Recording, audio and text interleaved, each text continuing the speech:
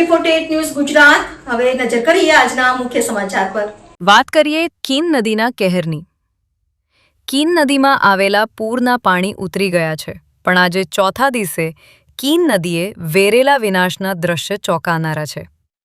માંગરોળના કંટવા ગામે ઉકાઈ જમણા કાંઠાની મુખ્ય કેનાલ કીન નદીના ધસમસતા પાણીએ ધોઈ નાખી છે। કંટવા ગામ નજીક મુખ્ય કેનાલમાં 25 મીટર મોટું ભંગાણ પડ્યું। જો કે કેનાલ બંધ હતી, પણ પૂરના પાણી કેનાલ પર ઓવરટ્રેપિંગ થતાં કેનાલ ધોવાઈ ગઈ।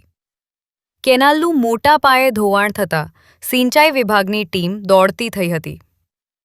કોસંબા સિંચાઈ વિભાગની ટીમ ઘટના સ્થળે પહોંચી હતી, પરંતુ જે જગ્યા પર કેનાલ ધોવાઈ એ જગ્યા પર કાદવ કીચડના કારણે કેનાલ સુધી વાહનો ના જતા કેનાલ રિપેરની કામગીરીમાં વિલંબ થઈ રહ્યો છે। સુરત અને ભરૂચ જિલ્લાના ખેડૂતો માટે આશીર્વાદરૂપ ઉકાઈ જમણા કાંઠાની મુખ્ય કેનાલ કીમ નદીના ધસમસતા પાણીએ ધોઈ નાખી। માંગરોળના કંટવા ગામે મુખ્ય કેનાલમાં 25 મીટર મોટું ગાબડું પડી જતા સિંચાઈ વિભાગના અધિકારી ઘટના સ્થળે દોડી આવ્યા હતા, પરંતુ કંટવા ગામની સીમમાં ખેતરદી રસ્તા અને ખાડી પર બનેલ લો લેવલ પુલ ધોવાઈ ગયા હતા। Vinod Maisuria, AB48 news Gujarat.